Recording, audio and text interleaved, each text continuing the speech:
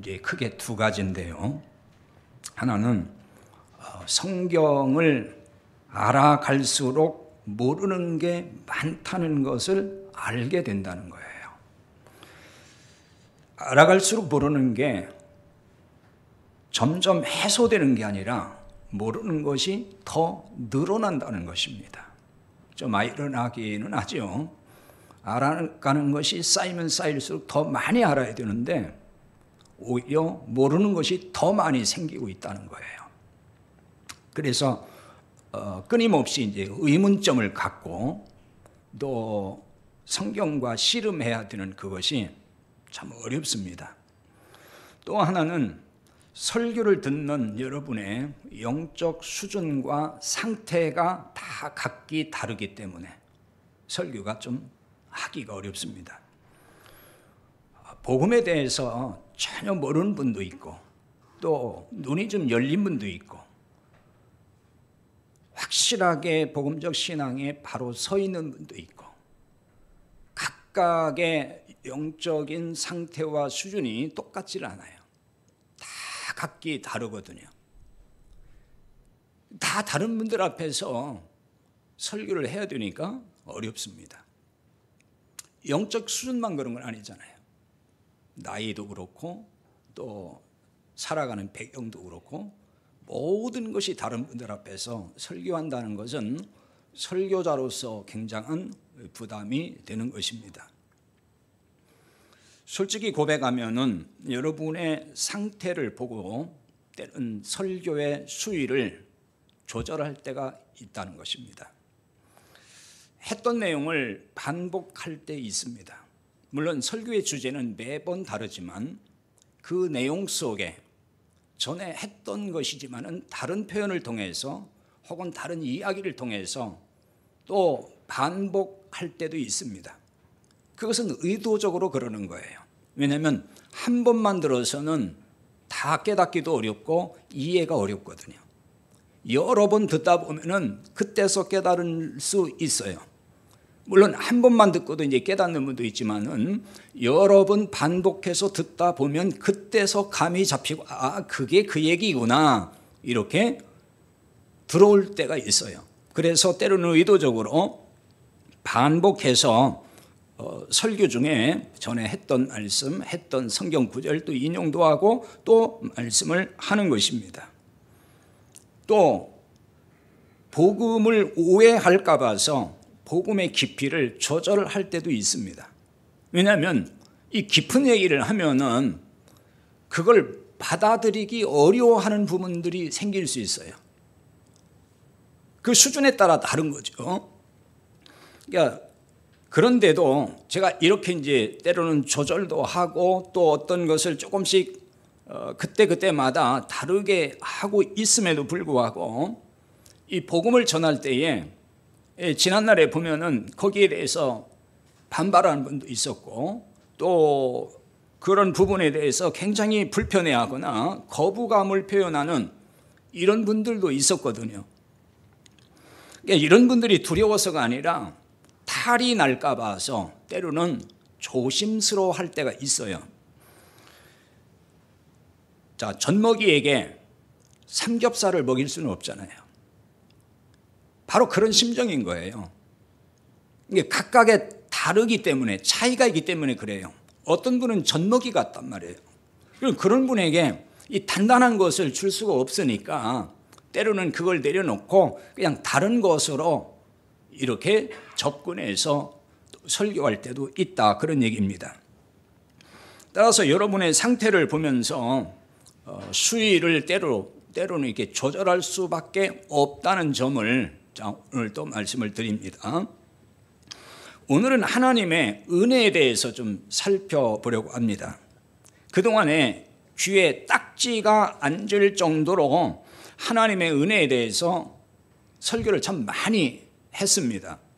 그런데도 아직 그 은혜의 개념이 분명치 않은 분들이 적지 않게 있다는 것을 발견할 때가 있어요. 하나님의 은혜라는 말을 얼마나 많이 우리가 사용합니까? 기독교인들처럼 은혜 하는 사람도 별로 없을 거예요. 입만 열면은 하나님의 은혜입니다. 하나님 은혜지요. 하나님 은혜 감사합니다. 이런 말을 참 수없이 계속 해요. 하지만 이 은혜가 왜곡된 현실을 한국 교회 안에서 너무 많이 목격한다는 거죠. 그러니까 은혜 개념이 왜곡된 것을 모른 채 일상에서 아무 문제의식 없이 살고 있다는 거예요. 전체적으로 그러니까 막 문제의식을 갖지 못할 수도 있습니다. 오늘 말씀을 듣고 은혜 개념이 좀 확실하게 정립되었으면 좋겠다 하는 생각이 듭니다. 일부에서는 아마 또 다 아는 얘기, 그 은혜를 모르는 분이 어디 있냐고 오늘 왜 또 그런 얘기를 하는지 모르겠다고 그런 생각 가질지도 모르겠어요. 이렇게 생각을 해주시면 좋겠습니다. 아직도 잘 모르는 분이 있다니까 내가 그냥 양보해야 되겠다. 그리고 아는 거지만은 또 다른 관점에서 자꾸 듣다 보면은 더 확실하게 정리가 되고 정립이 될 수가 있어요.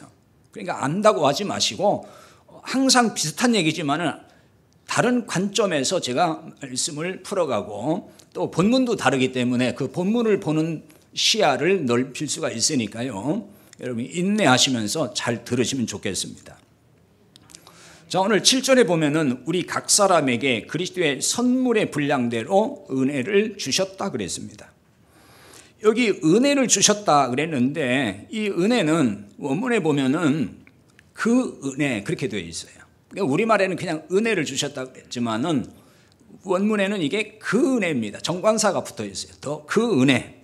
그럼 그 은혜가 뭘까요? 그것은 앞에 어떤 부분을 말하는 거겠죠. 그냥 그걸 딱 잘라서 볼 수 있는 분이 에베소 2장 5절입니다. 거기에 보면 허물로 죽은 우리를 그리스도와 함께 살리셨고 너희는 은혜로 구원을 받은 것이라 이 말씀이 있어요. 바로 이 말씀이라고 보면 돼요. 허물로 죽은 우리를 그리스도와 함께 살리신 은혜, 그걸 가리키는 겁니다. 영적으로 죽은 자였던 우리를 살리셨습니다. 죽은 자가 할 수 있는 게 있을까요? 죽은 자는 할 수 있는 게 없습니다. 아무것도 할 수가 없습니다. 그게 죽은 자입니다. 우리의 노력이나 능력으로 구원에 이를 수 없었다는 말이에요. 그런데 하나님이 우리를 살리셨어요. 구원받게 하셨다는 뜻이에요. 그래서 은혜라는 말입니다. 죽은 자가 아무 일도 할 수 없다는 말은 다르게 말하면 공로가 없다, 그런 뜻입니다. 공로가 일도 없습니다. 그럼 공로가 없다는 말은 자격이 없다, 그 얘기와 같습니다. 구원받기 전에 우리의 상태가 이러했다는 거예요. 그래서 우리가 받은 구원을 전적으로 하나님의 은혜라고 말하는 거예요. 구원은 전적으로 하나님의 은혜죠. 다 이렇게 고백을 합니다.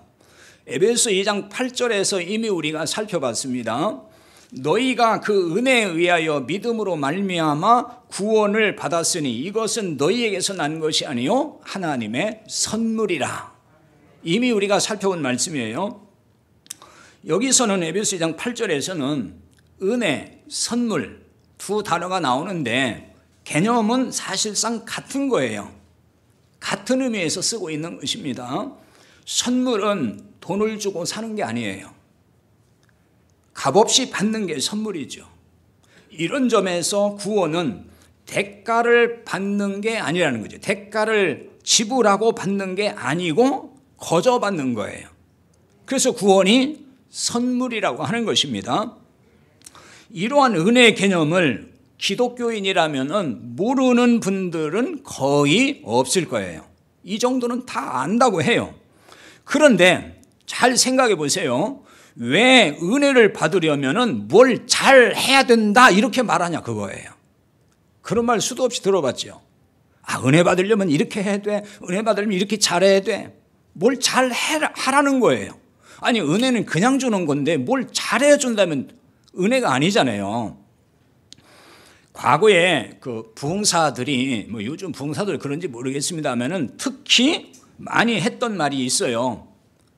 오늘 이 집회에서 은혜 받으려면은 예물을 정성껏 바치십시오. 뭐 그랬어요. 그 예물이 뭐예요? 헌금하라는 거잖아요.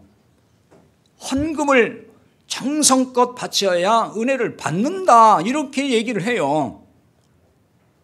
근데 여러분 이 말이 맞는 말인가요? 잘 생각해 보세요. 그게 맞는 말인지.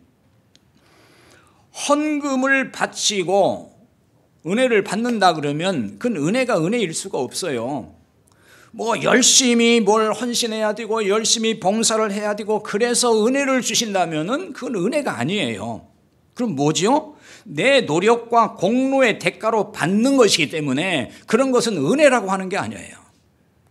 은혜는 그냥 내가 자격도 안 되고 한 일도 없어요. 공로가 없어요. 그런데 그냥 받는 거예요. 그걸 은혜라고 하는 거예요. 하나님의 은혜라는 말은 그걸 얘기하는 것이지 우리가 뭘 잘할 때 헌금을 뭐 정성껏 많이 바칠 때 그때 하나님이 은혜 주신다. 이건 말 자체가 모순인 거예요.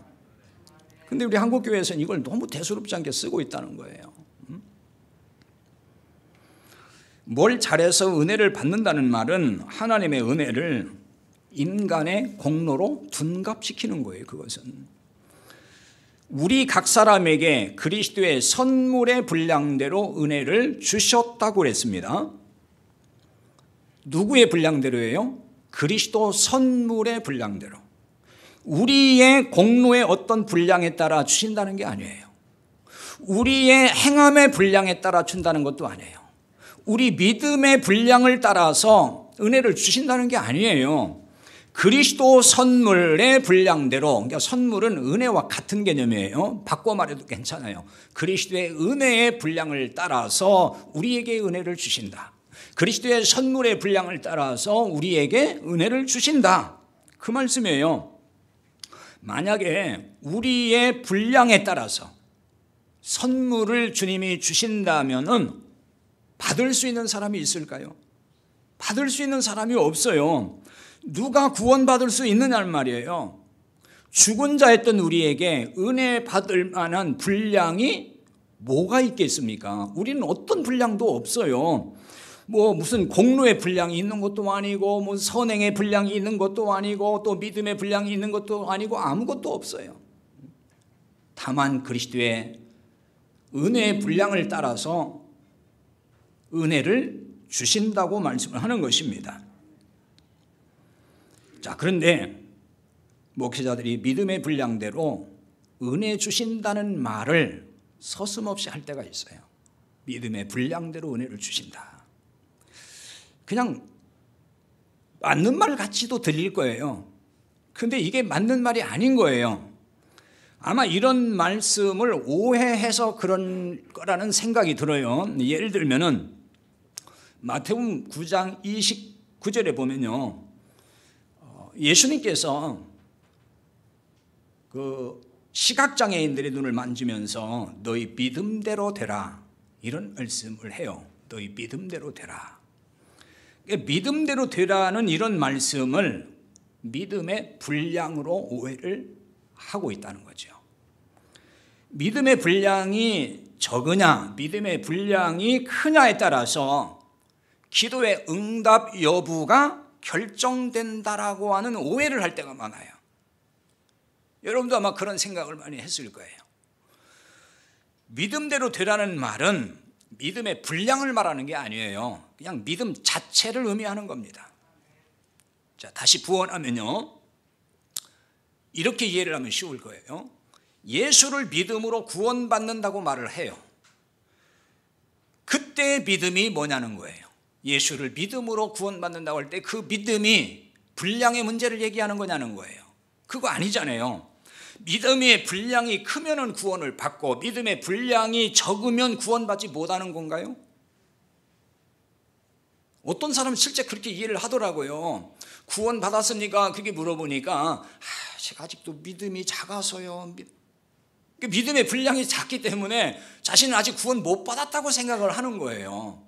예수를 믿고 구원받는다는 얘기는 믿음의 분량을 말하는 게 아니에요. 이건 분량의 개념이 아니라 예수님을 받아들이는 것, 그것을 말하는 거예요. 너희 믿음대로 되리라는 주님의 말씀은 시각장애인에게 하신 말씀이에요.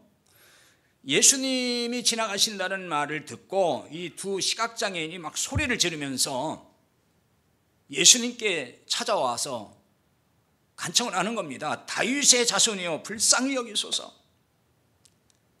자기들의 눈을 좀 뜨게 해달라는 얘기겠죠. 그때 예수님이 뭐라고 하시냐면은 내가 능히 이 일을 할 줄로 믿느냐 이렇게 질문을 합니다. 그때 이 사람들이 주여 그렇습니다. 믿겠다는 얘기죠. 그때 예수님이 하신 말씀이 너희 믿음대로 되라. 그렇게 하신 거예요. 너희 믿음대로 되라. 그럼 이게 믿음의 분량이 크면 볼 수 없는 눈이 떠진다는 그런 말씀을 하는 걸까요?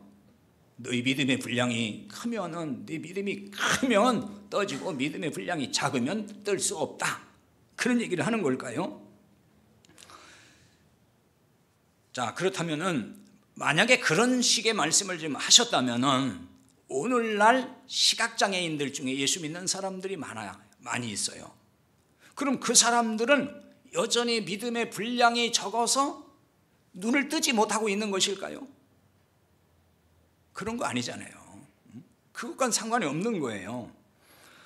복음서에 나오는 시각장애인, 물론 다른 이제 어떤 그 병자들도 많이 나옵니다만은 시각장애인 같은 예를 들면은 이건 누구를 말하는 거냐면은 하나님을 떠난 상태의 인간을 보여주는 거예요.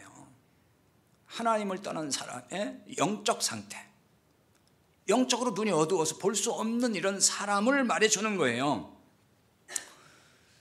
누가복음 4장 18절에 보면은 예수님께서 이사야서를 인용해서 내가 바로 이사야 선지자가 예언한 메시아다. 그 말씀을 이렇게 이제 하거든요. 근데 그 말씀 가운데 이사야 선지자를 인용한 말씀 중에 제가 다 소개는 하지 않고 거기에 딱 오늘 말씀과 관련된 얘기만 한다면은 거기에 이런 말씀이 나와요. 눈먼 자에게 다시 보게 함을 전파하며, 눈먼 자에게 다시 보게 함을 전파한다. 이게 메시아가 와서 하실 일이라는 거예요. 그러니까 예수님이 지금 메시아라는 얘기를 하는 거거든요. 그러니까 예수님이 시각장애인의 눈을 뜨게 하신 일은 메시아라는 증거를 지금 한다 그 말입니다. 메시아 그리스도다는 거예요. 그래서 시각장애인을 고치신 것은 이사야가 예언한 메시아가 바로 예수님이라고 하는 그것을 계시하는 사건이다. 그 얘기인 겁니다. 자, 정리하면요, 예수님이 시각장애인에게 너희 믿음대로 되라는 말씀은 이 사건을 통해서 예수를 믿음으로 구원받게 된다고 하는 걸 계시하는 거예요. 그럼 왜 이렇게 생각을 해야 되냐면은 예수님이 이 시각장애인 두 사람을 고치고 나서 뭐라고 하신 줄 압니까? 이들에게 경고했어요. 경고했다 그랬어요. 그 본문에 보면은 뭐라고 경고했냐면은 삼가 아무에게도 알리지 말라는 거예요. 좀 이상하죠? 아니, 볼 수 없는 사람을 보게 했으면은 사람들에게 알려야 맞잖아요. 예수님이 이런 능력이 있어, 예수님이 나를 이렇게 눈뜨게 했어, 그러면서 좀 알려야 되는 것이고, 그럼 예수님께서 야 이제 너 눈 떴지? 그러니까 사방에 다니면서 내가 너를 눈뜨게 했다 좀 알려라 이래야 되는데 경고하셨어요. 알리지 말라는 거예요. 왜 그랬을까요? 이게 자칫하면은 예수님의 그리스도 메시아됨에 대해서 오해할 수 있다는 거예요.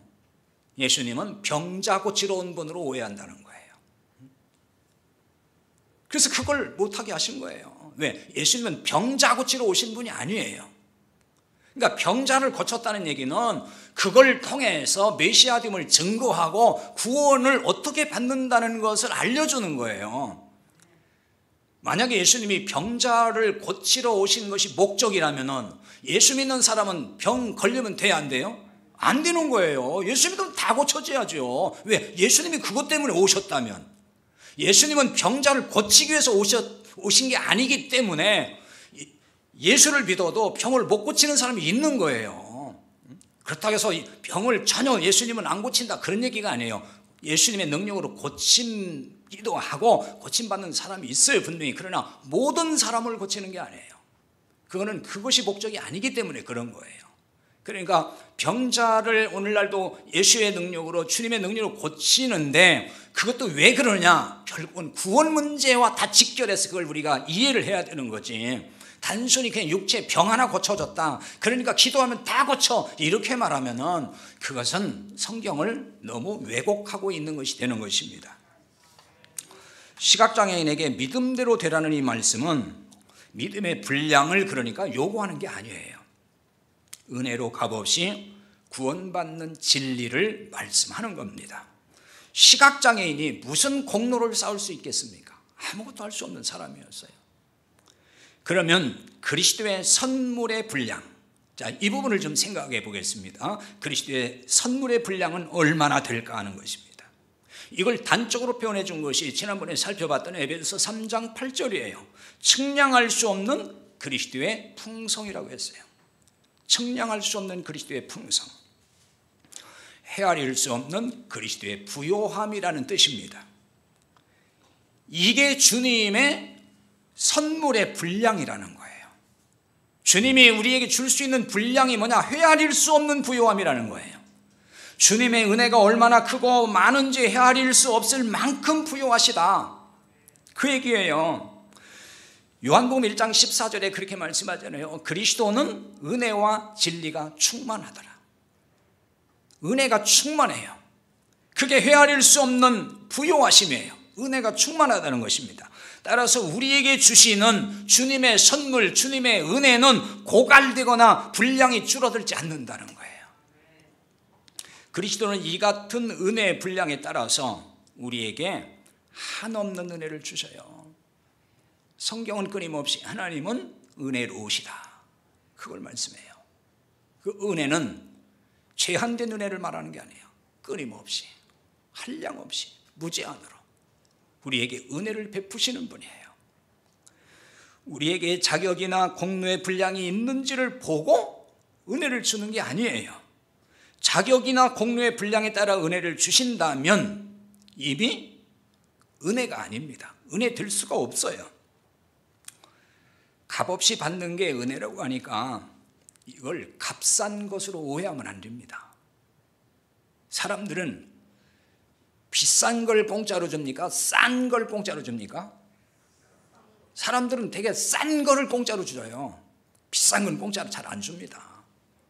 그러니까 하나님은 그냥 거저 준다, 값없이 준다, 이게 은혜다 그런 때에 잘못 오해할 수 있는 게 뭐냐면은 인간 수준에서 그거 뭐 별거 아니니까 하나님이 다 공짜로 이렇게 주시는가 보다, 이렇게 생각할 수 있는데 이건 굉장한 오해를 하는 거예요.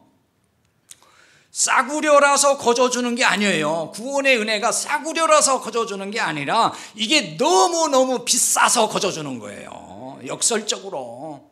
왜? 우리의 노력으로, 우리의 어떤 그 모든 걸 다 쏟아 부어도 그걸 우리가 값을 내고 살 수 있는 역량과 능력이 안 되기 때문에 하나님 그걸 아시니까 그냥 주시는 거예요. 이건 값을 계산할 수 없는 어마어마한 거란 말이에요. 값없이 준다는 것 때문에 주님의 은혜를 대수롭지 않게 여기면은 그건 은혜 개념을 모르는 것이 돼요. 하나님은 인간을 위해서 인간이 상상할 수 없는 비싼 대가를 치르셨어요. 이를 깨닫게 하는 말씀이 오늘 8절과 9절입니다.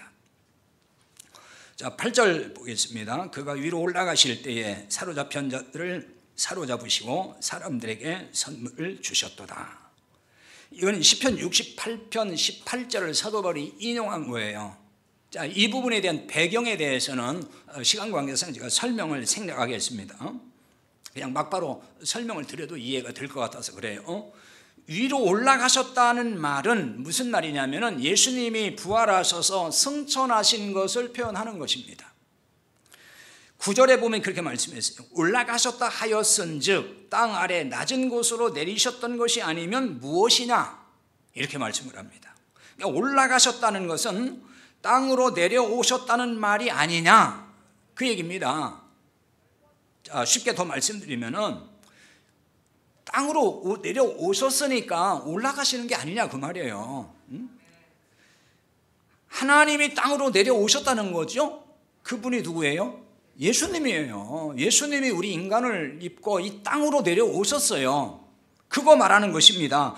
그 땅에 오신 예수 그리스도를 말하는 거예요. 뿐만 아니라 십자가에서 세상 죄를 짊어지시고 죽으셨어요. 땅에 오셔서 하신 일이에요. 이걸 다르게 말하면은 생명값을 치르셨다, 그 얘기입니다. 생명값을 치르셨다. 우리를 대신하여 값으로 환산할 수 없는 대가를 치르신 거예요. 그래서 우리에게 값을 받지 아니하고 구원을 주신다는 말을 하는 것입니다. 이것을 은혜라고 하는 거예요. 우리가 뭐 어떤 감동적인 얘기를 들을 때 보통 우리 은혜 받았다 그러죠. 정확히 표현하면 그건 은혜 받은 게 아니에요. 그냥 마음에 내가 감동받았다, 그 표현이 더 정확해요. 은혜는 바로 이런 거예요. 우리는 구원을 값없이 거저 받았어요. 하지만 예수님은 우리를 구원하시려고 생명값을 치르셨어요. 그래서 거저 받은 거지, 이게 무슨 하찮은 게 아니에요. 이를 깨닫게 되면은 은혜라는 말을 아무 일에나 쉽게 사용할 수가 없어요. 하나님께서 우리가 하나님께 뭐 헌금을 해 은혜를 주신다는 말은 이거 하나님을 모독하는 말이에요.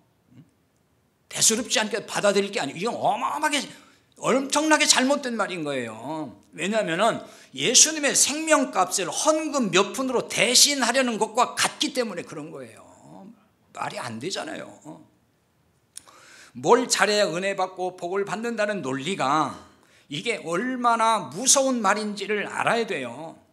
하나님이 거저 주시는 은혜를 사절하겠다는 말과 같기 때문에 그래요. 내가 노력해서 선하게 돼서 자격을 갖추고 복을 받겠다는 말과 같은 거예요. 그러면 어느 정도 자격을 갖추어야 복을 받을까요? 뭘 잘해서 자격 갖추고 공로를 쌓아서 자격 갖추면 복 받는다 그러잖아요. 그러면 도대체 자격을 어느 정도 갖춰야 되는 걸까요? 몇 점이면 될 것 같아요? 한 60점 이상이면 될 것 같아요? 복 받을 것 같아요? 야고보서 2장 10절에 이 부분을 아주 단적으로 깨닫게 하는 말씀이 있어요. 누구든지 온 율법을 지키다가 그 하나를 범하면 모두 범한 자가 되나니 그랬어요. 하나만 범해도 다 범한 자라는 거예요. 그럼 우리가 말씀대로 모든 걸 다 지켜서 복 받을 수 있어요, 없어요? 못 받는다는 얘기를 하는 거예요. 그런데 뭘 잘해야 복 받는다고 하면 이게 성경적으로 말이 안 되는 얘기를 하는 거란 말이에요. 신명기 28장에서 그 율법을 다 하나도 빠짐없이 다 지켜야 복 준다고 그런단 말이에요. 근데 그거 다 지킬 사람 누가 있어요? 또 그 뒤에 보면은 다 지키지 못하면 다 저주받는다는 거예요. 그럼 다 저주받을 수밖에 없잖아요, 우리는. 그러니까 당신들이 뭘 잘해야만이 뭐 공로를 쌓고 뭘 헌신해서 뭘 잘해야 되고 이래야 복 받는다고 말하면은 성경의 개념을, 성경의 복의 개념을 다 무시하고 그냥 인간 생각 가지고 얘기하는 거예요. 예수님이 사로잡혔던 자들을 사로잡으셨다 그랬어요. 구원받기 전에 우리는 사탄에게 사로잡혔던 사람이다 하는 말을 하는 겁니다. 죄의 권세와 율법에 사로잡혔던 사람들이 우리였다는 거예요. 사탄에 사로잡혔다는 얘기는 이 말과 똑같은 겁니다. 죄의 권세 혹은 율법에 사로잡혀 살았던 사람들입니다. 이런 상태에 있던 우리를 예수님이 거기서 건져내셨다는 말을 하는 겁니다. 이를 두고서 사로잡힌 자들을 사로잡고 그렇게 말한 거예요. 우리가 사로잡혔는데 예수님이 다시 사로잡아 왔다 그 얘기입니다. 예수님께 사로잡힌 자가 그게 구원받은 자예요. 여러분은 복음을 깨닫기 전에 어떤 상태였습니까? 혹시 이런 분은 없습니까? 지금도 그런 분이 있을지 모르겠어요. 자, 몸이 좀 아프기만 해도 내가 뭘 좀 잘못해서 저주받았나, 무슨 사고만 좀 나도 하나님 나 벌 주는가, 그 두려움에 자꾸 사로잡히는, 그 두려움의 노예가 돼서 사로잡혀서 살아온 적은 없습니까? 예수님께 사로잡히면은 저주의 두려움에서 자유하게 되는 거예요. 왜 그러죠? 그리스도께 사로잡혔다는 말은 다른 말로 말하면 그리스도 안에 있는 사람을 말하는 거예요. 그리스도 안에 있습니다. 그럼 그리스도 안에 있는데 누가 저주를 할 수가 있어요? 아니 그리스도 안에 있는데 하나님이 또 저주하겠어요? 말이 안 되는 거잖아요. 그렇게 할 수가 없는 거예요. 그 누구도 우리를 저주할 수 없어요. 저주가 아니라는 말입니다. 예수님이 사로잡은 자들에게 선물을 주셨다고 했습니다. 즉 구원받는 게 선물이지만은 또 모든 것을 선물로 주신다는 말씀을 하는 거예요. 그러니까 모든 것을 그냥 준다는 거예요. 로마서 8장 32절에 보면은 이렇게 말씀하죠. 자기 아들을 아끼지 아니하시고 우리 모든 사람을 위하여 내어주시니가 어찌 그 아들과 함께 모든 것을 우리에게 주시지 않겠느냐. 그런데 이번 개정에는 하나 빠뜨렸어요. 이 성경 참 이게 번역 성경에 그래서 문제가 있어요. 뭘 빠뜨렸냐면 지난 성경이 오히려 나아요. 지난 성경에는 우리에게 은사를 주시지 아니하겠느냐 이렇게 그때는 그 말이 들어갔는데 이번 성경에는 은사라는 말이 빠졌어요. 그 은사가 뭐냐면 선물이라는 뜻이에요. 그러니까 이 말은 이런 얘기인 거예요. 우리 모든 사람을 위해 생명을 내주신 하나님께서 그 아들과 함께 주님과 함께 우리에게 모든 것을 선물로 다시 말해 모든 것을 다 공짜로 주시지 않겠느냐 그 말씀하는 거예요. 그런데 뭘 잘해준다고 하면은 이 말씀을 다 무시하는 거잖아요. 그냥 공짜로 우리를 구원하신 것도 그냥 공짜로 구원하셨고 그러면 나머지 것은 다 공짜로 준다는 거예요. 그런데 뭘 잘해준다고 하면 이런 말씀을 다 무시하는 거잖아요. 깨달아집니까? 하나님은 아들 예수님의 생명도 아끼지 않고 은혜로 주셨어요. 그렇다면 모든 걸 자격이 안 돼도 은혜로 주시지 않겠느냐 그런 말씀이에요. 가장 귀한 걸 값없이 주셨으니까 나머지도 필요하면 값없이 주신다는 거예요. 그런데 많은 교회에서 하나님께 값을 지불해야 복을 주신다고 가르치니까 이게 문제라는 거예요.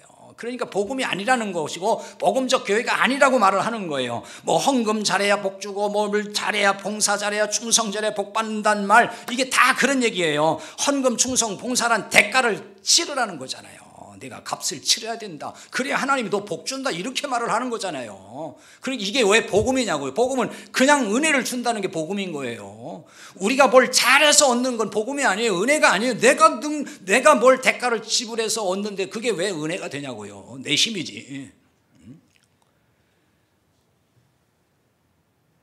이런 논리는 뭘 잘해야만이 준다는 이 논리는 이게 공로를 쌓으라는 말과 같은 거예요. 헌금이라는 공로를 쌓고 충성이라는 공로를 쌓고 봉사라는 공로를 쌓으란 말이에요. 그래서 복을 준다고 가르치면은 하나님의 선물을 인간의 공로로 둔갑시키는 것이 되는 거예요. 그러면 왜 한국교회는 하나님의 선물을 인간의 공로로 이렇게 자꾸만 둔갑시키고 있는 걸까요? 인간이 선한 일을 잘해서 공로를 쌓아야 복을 받는다는 이 논리는 이방 종교의 논리예요. 이방 종교는 다 이렇게 말을 해요. 이 생과 저 생에서 복 받으려면 선한 공적을 쌓으라는 거예요. 이게 세상 종교가 말하는 거예요. 다 그렇게 말을 해요. 선한 공로 없어도 복을 받는다고 말하면은 그럼 사람들이 선한 일을 하겠어요? 안 하겠어요? 안 할 거예요. 아니 아무것도 안 해도 복을 받는다는데 내가 뭘 할 게 있어? 그리고 이제 안 할 거란 말이에요. 그러니까 이방 종교에서는 그렇게 가르치는 거예요. 왜? 그들에게는 우리 성경에서는 은혜의 개념이 없어요.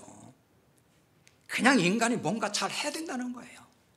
그래야 자기들이 믿는 신이 노여워하지 않고 복을 주고 죽어서도 좋은 데 가고 이런 논리란 말이에요. 근데 이 논리가 기독교에 들어온 거잖아요. 교회에 들어온 거란 말이에요 지금. 그래서 복음이 훼손된 거예요. 다시 말하면 좀 더 리얼하게 말하면은 교회 성장을 위해서 이런 논리를 적절하게 이용하는 것이라고도 볼 수가 있는 거예요. 하나님의 은혜로 값없이 복을 받는다고 하면은 이 복음을 모르는 사람, 은혜를 모르면요 그러면 누가 헌금 하겠어요? 안 한다고요. 왜? 하나님은 값없이 준다고 하니까 그럼 뭐 헌금을 왜 해? 뭐 충성을 왜 해? 내가 왜 바빠 죽겠는데 일을 해? 안 한단 말이에요. 아무것도 안 하려고 할 거예요. 왜? 안 해도 준다는데 못하러 해? 이럴 거 아닙니까? 그래서 복을 받으려면은 헌금을 잘해야 되고 충성을 열심히 해야 되고 봉사를 열심히 해야 되고 이렇게 가르치는 거예요. 그래야 복 받기 위해서 이제 교인들이 어떻게 되겠어요? 열심을 내서 충성하고 봉사하고 헌금도 열심히 바치고 그럴 거 아니겠습니까? 이런 교인이 또 많아져야만이 어떻게 돼요? 교회가 막 살아있는 것 같아요. 교회가. 그렇죠? 교회가 막 부흥하는 것 같고 막 생동감 있게 느껴지고 뭔가 되는 것 같단 말이에요. 근데 그게 살아있는 교회일까요? 이런 교회에서는 어떤 특징이 있냐면요. 물론 다 그렇지는 않겠지만은 제가 많이 듣고 보는 것을 통해서 얘기하면 그런 거예요. 헌금을 잘하고 충성 잘하고 봉사 잘하고 그러면은 교회가 그런 사람, 그런 교인의 공로를 높여줍니다. 알아주죠. 막 띄워줍니다. 그러니까 말은 다 뭐라고 하냐면은 하나님의 은혜라고 말을 해요. 말은. 그런데 사람의 공로를 부각시켜요. 이게 또 말이 안 되는 얘기를 하는 거예요. 아니 하나님의 은혜라면서 왜 사람의 공로를 띄워주냐고요. 하나님의 은혜라면서. 그건 인간의 공로라는 얘기를 하는 거잖아요. 그래서 어떤 교회, 심한 교회는 왜 이제 광고 시간에 헌금 좀 많이 하면 그 사람을 막 일으켜 세워가지고 이번에 뭐 건축하는데 이분이 얼마를 했고 뭐 우리 박수 한번 쳐줍시다. 하나님이 복 주실 겁니다. 축복할 줄 믿습니다. 뭐 이러잖아요. 심지어는 또 교회 기념일 되고 그러면은 막 공로패도 주잖아요. 공로자라고. 아니 하나님의 은혜라면서 왜 공로패는 왜 주냐고요. 그것도 말이 안 되는 거예요. 하나님의 은혜 앞에 인간의 공로는 있다 없다요? 없어요. 일도 없어요.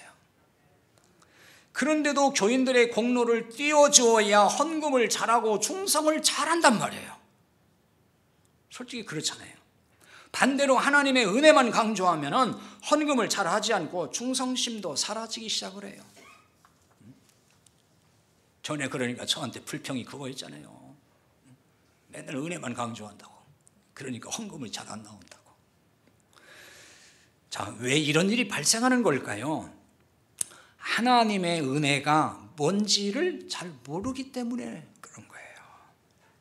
말은 은혜를 안다고 하지만 하나님 은혜가 뭔지 잘 몰라요. 다르게 말하면 은혜의 복음을 모른다는 뜻이에요. 하나님의 은혜를 안다는 말은 이미 받은 구원의 복을 안다는 것과 같습니다. 하늘에 속한 신령한 복이에요. 이 복보다 더 좋은 건 세상에 없다는 것을 깨달은 사람이에요. 그게 복음을 제대로 깨달은 사람이에요. 그러므로 복 받기 위해서 뭐 헌금할 이유가 없고 충성할 이유가 없고 봉사할 필요가 없어요. 복 받기 위해서 할 필요. 왜? 나는 복 받았으니까. 자, 그러면 또 이런 생각이 들겠죠.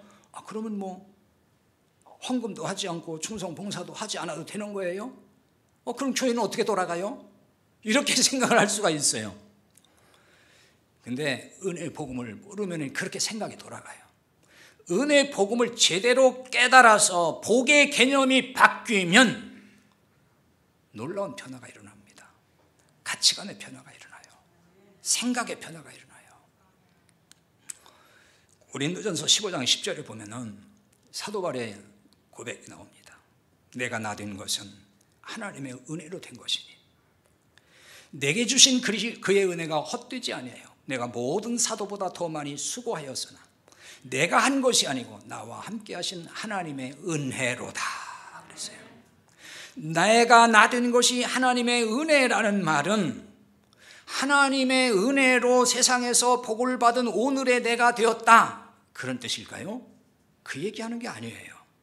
세상에서 내가 성공한 나, 출세한 나, 돈을 많이 벌고 잘 살게 된 나의 내가 된 것이다 그 얘기하는 거예요. 지금 그 얘기하는 게 아니에요. 자꾸 그렇게 오해를 하니까 문제가 되는 거예요. 이 말은 뭐냐? 사는 목적이 바뀌었다는 말을 하는 거예요. 전에는 나의 명예와 또 내 영광을 위해 살았어요. 돈과 또 어떤 권력이 목적이었어요. 명예가 목적이었어요. 그러나 예수를 만나고 은혜의 복음을 안 후에는 사는 목적이 다 바뀌어가지고 이제는 예수를 위해서, 복음을 위해서, 하나님 나라를 위해서 사는 자가 됐다, 그 얘기를 하는 것입니다. 이런 내가 되었다, 그게 주의 은혜다. 바울의 고백은 그 얘기를 하는 거예요. 그러므로 주님을 위해서, 이 복음을 위해서 그 누구보다도 더 많이 수고한다는 고백을 하잖아요. 그리고 이렇게 수고하는 일 또한 하나님의 은혜라고 고백하고 있습니다. 그러니까 복음을 위한 자신의 수고 헌신을 자기 의와 공로로 여기지 않아요. 요만큼도 여기지 않았어요. 사도 바울만큼 초대교회 공로자가 없습니다. 근데 그는 조금 더 자기 의의를 드러낸 적도 없고 자기 공로라고 여긴 적이 없어요. 오직 이것도 하나님의 은혜일 뿐입니다. 이렇게만 고백을 했습니다. 하나님의 은혜로 세상에서 잘되는 복을 받았다고 간증하는 교인들을 여러분 만날 수 있죠. 때는 아마 TV에도 나오고 그런 분들 많이 볼 수가 있을 거예요. 그런데 여러분, 하나님께 뭐 복 받았다고 간증하는 사람들 이 얘기를 들어보면 어떤 얘기를 할까요? 얘기를 들어보면 거의 다 비슷한 얘기를 해요. 그러니까 내가 신앙생활을 이렇게 열심히 해서 11조를 철저하게 바쳐서 주의 종에게 참 순종을 잘해서 교회에서 내가 이렇게 뭘 잘했어, 이렇게 기도 생활을 했고 그랬더니 하나님께서 내게 이런 복을 주셨습니다. 이렇게 얘기할까요? 안 할까요? 이렇게 얘기 안 하던가요? 다 이렇게 얘기해요. 들어보세요. 자기가 뭘 이렇게 잘했다는 거예요. 계속 11조 온전하게 잘했고 주일 성수 잘했고 주의 종에게 순종했고 또 이렇게 충성했고 나는 정기적으로 이렇게 기도했고 뭐 예배를 이렇게 잘 드렸고 다 내가 이렇게 선교도 많이 했고. 그 뭐 하는 거예요 지금요? 자기 의와 공로를 지금 얘기하는 거잖아요. 그게 그러면서 하나님의 은혜로 내가 이렇게 했다고 또 말을 해요. 그건 말이 안 되죠. 그럼 그런 말을 하지 말아야지. 그래서 복을 줬다는 거예요, 하나님께서. 이게 바로 뭐죠? 전형적으로 하나님의 은혜, 선물을 공로로, 인간의 공로로 둔갑시키는 거예요. 아니, 하나님이 다 주신 건데 왜 그거를 내가 잘해서 줬다고 그러냐고요. 하나님은 아까 은혜의 하나님이에요. 은혜의 하나님은 그냥 줘요? 뭘 잘해서 줘요? 그냥 주는 거예요. 이걸 잘 이해를 하셔야 돼요. 이거 잘 이해를 못 하시면은 아직 복음이 아직 눈이 안 떠진 거예요. 왜냐하면 이게 자꾸 오해를 해요. 그러면 이제 잘 안 해도 되겠다. 뭐 이렇게 돌아가면은 아예 그냥 모르는 분인 거예요. 그거는. 하나님의 은혜의 복음이 깨달아지면요. 누가 하라고 해서 하는 게 아니에요. 시켜서 하는 게 아니에요. 뭐 초대교회 성도들이 목숨 바치고 헌신한 거 누가 시켜서 했나요? 안에 계신 성령님이 시켜서 하는 거지 사람이 시키고 사람이 부추겨서 한 게 아니란 말이에요.